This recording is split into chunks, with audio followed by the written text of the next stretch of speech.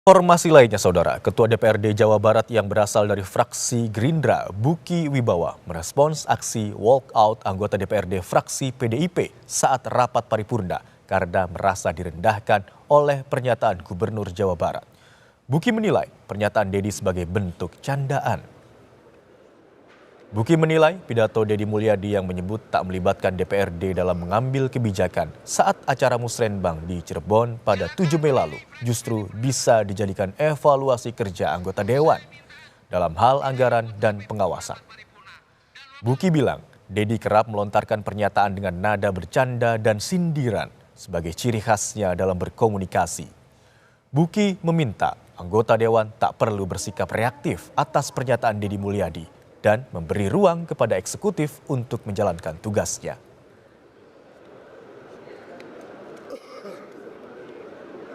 Hampir nih dalam setiap KDM berbicara, itu kadang-kadang menyelip-nyelipkan unsur-unsur heure ya, kata orang Sunda gitu ya. Bercanda, kadang-kadang ada juga sindir sampir gitu, itu ciri khas orang Sunda gitu ya. Kalau bahasa sih ya itu sebuah candaan, sindiran juga boleh kan gitu. Artinya kan kita juga harus lebih hati-hati ke depannya gitu dalam membuat kebijakan gitu kan.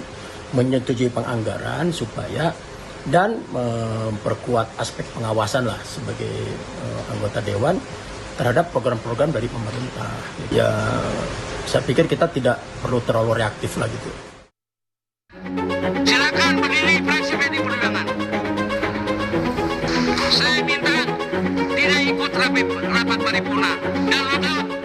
Rapat paripurna DPRD bersama pemerintah Provinsi Jawa Barat diwarnai aksi walkout atau keluar yang dilakukan anggota fraksi PDI Perjuangan. Aksi walkout dipicu pernyataan Gubernur Jawa Barat Dedi Mulyadi saat di Cirebon beberapa waktu lalu. Anggota fraksi PDIP Doni Maradona Huta Barat bilang pernyataan Dedi Mulyadi telah merendahkan martabat DPRD Jawa Barat. Itu gubernur dalam acara musrembangnya provinsi untuk anggaran tahun 2025, beliau menyampaikan dalam setiap mengambil keputusan, beliau menyampaikan kalau kita menyampaikan ke DPRD itu prosesnya lama. Ada pleno 1, pleno 2, pleno ketiga, sekolahnya juga tetap roboh. Nah, saya berpikiran bahwa pernyataan gubernur ini adalah pernyataan yang mendiskreditkan DPRD. Kita berharap ada klarifikasi. Apa sih maksud pernyataan dia itu? Pernyataan Dedi Mulyadi yang dianggap merendahkan DPRD terjadi saat pidato di acara Musrenbang di Cirebon pada 7 Mei lalu. Saat itu, Dedi menyatakan beberapa kebijakan yang diambilnya dilakukan tanpa konsultasi lebih dulu dengan DPRD Jawa Barat. Menurutnya, proses konsultasi yang terlalu panjang justru memperlambat aksi perbaikan di lapangan. Salah satu contohnya adalah pembongkaran bangunan di aliran Sungai Bekasi dan wilayah Puncak. Kalau saya bongkar bangunan di pinggir sungai, kebayang kalau saya diskusi dulu sama DPRD, tidak akan pernah terbongkar, Pak.